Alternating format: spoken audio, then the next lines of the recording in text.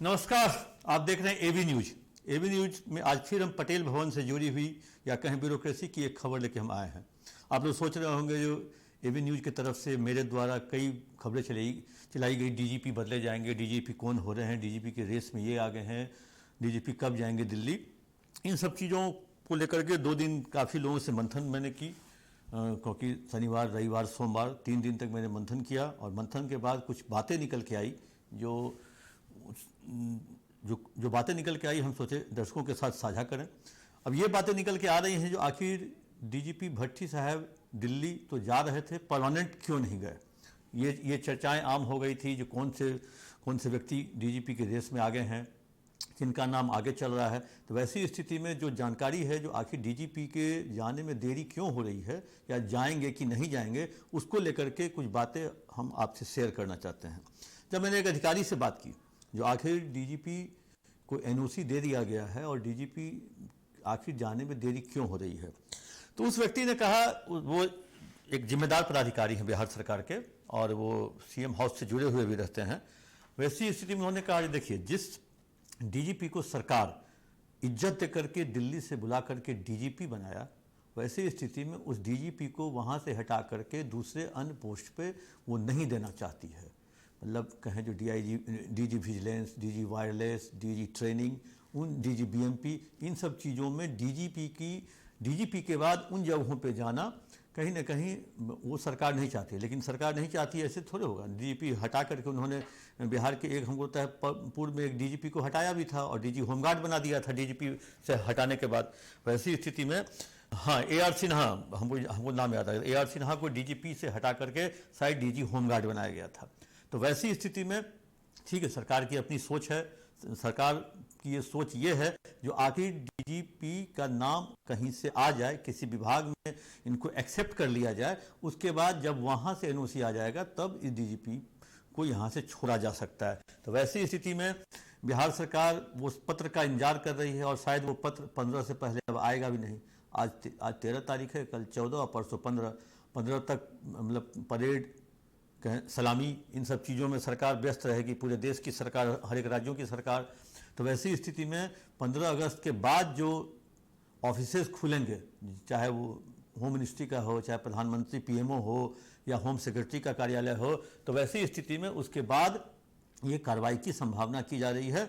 और जो व्यक्ति डीजीपी की रेस में हैं उनसे मेरी बात हुई है, वो भी अब एक तरह से मन बना लिए हैं, मन मार के बैठे हुए हैं। जो अब हो गया, जिस समय पिछले सप्ताह लगातार ये खबरें चली, मतलब यूट्यूब पे चली, सोशल मीडिया पे चली, अखबारों में भी छपी, वैसी स्थिति में अब वो लोग भी देख लिए कोई कार्रवाई नहीं हुई। उन्होंने मतलब आस नहीं छोड़ा है, कहें जो वो अभी भी वो आशा में हैं, जो उनका रेस जो है वो लगातार दौर मतलब कायम है।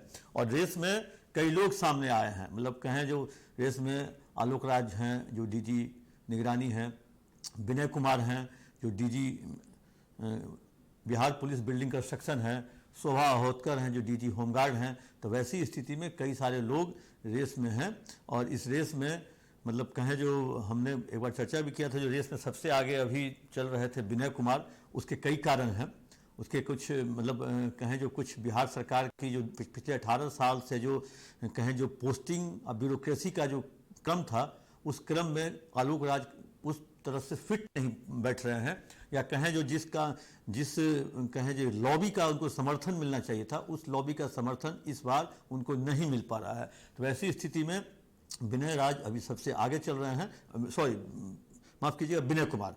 तो वैसी स्थिति में अब 15 अगस्त के बाद ही इस पर कुछ देखने और सुनने को मिलेगा। और जो मेरे पास जानकारी थी, ये जानकारी कहीं ना कहीं से इस जानकारी पर में दम है, तो जिस व्यक्ति को दिल्ली से बुला करके आपने डीजीपी बनाया और उस व्यक्ति को यूं ही इसी तरह से आप डीजीपी से डीजी होमगार्ड या डीजी ट्रेनिंग या डीजी पुलिस बिल्डिंग या डीजी निगरानी नहीं, मतलब वो नहीं बनाना चाहती, क्योंकि वो जो है एक तरह से उस व्यक्ति की या उसके पद की, उसके गरिमा की वो कद्र कर रही है। इसी कारण से डीजीपी अभी नहीं हटाए जा रहे हैं जब तक कि सेंटर से वो पद उनको नहीं मिल जाता है, या वो विभाग या CISF हो या BSF हो या CRPF हो, जो भी विभाग में हो जाए, मतलब तो उस विभाग का जब तक लेटर नहीं आ जाता तब तक बिहार सरकार डीजीपी को नहीं हटाने जा रही है, चाहे कुछ भी हो जाए। क्योंकि ये अगर वहाँ से नहीं अगर आता है कोई लेटर तो ये डीजीपी बने रह सकते हैं। वैसी स्थिति में अब तो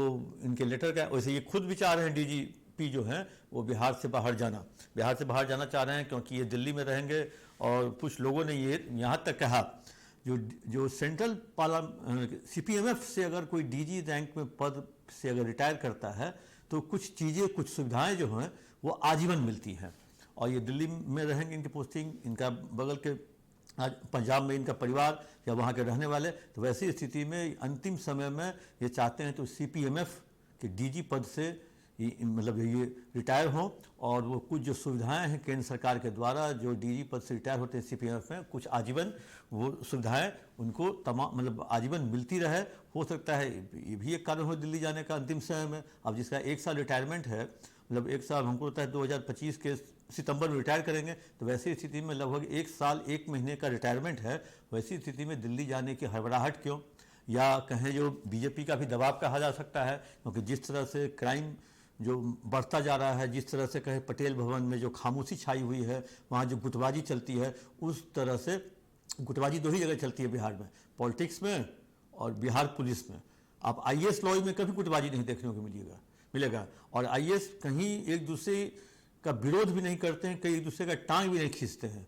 आईएएस, इसलिए आईएएस लॉ भी बहुत मजबूत है। आईपीएस लॉ भी एक दूसरे की शिकायत भी करते हैं, एक दूसरे की टांग खिंचाई भी करते हैं, एक दूसरे के बारे में इंटरेस्ट भी लेते हैं। अगर कोई व्यक्ति अगर किसी आईपीएस के सामने बैठ के किसी दूसरे पुलिस पदाधिकारी की बात करेगा तो और इंटरेस्ट लेके वो और कहें जो उसको सुनेगा, और जो बाकी चीज़ें जो अगर छूट जाती हैं तो उसके बाद फिर वो आगे आपसे प्रश्न करके पूछेगा। तो वैसी स्थिति में डीजीपी जा रहे हैं, अब जा रहे हैं कि नहीं जा रहे हैं, अब तो ये 15 अगस्त के बाद चलेगा पता आखिर कौन से विभाग में डीजी बन के जा रहे हैं। लेकिन तब तक ये जो है 15 अगस्त तक इस कहें चौका गजट पे, इस मर्मरिंग पे तत्काल विराम लग गया है। और 15 अगस्त के बाद फिर से एक बार सुगबुगाहट शुरू होगी पटेल भवन में, जो आखिर डीजीपी जा रहे हैं कि नहीं जा रहे हैं, कब जा रहे हैं, कौन डीजी बन रहे हैं। ये 15 अगस्त के बाद जो पहला वर्किंग डे होगा उस दिन से फिर इस पर मतलब कहें जो कानाफूसी शुरू हो जाएगी। तब तक के लिए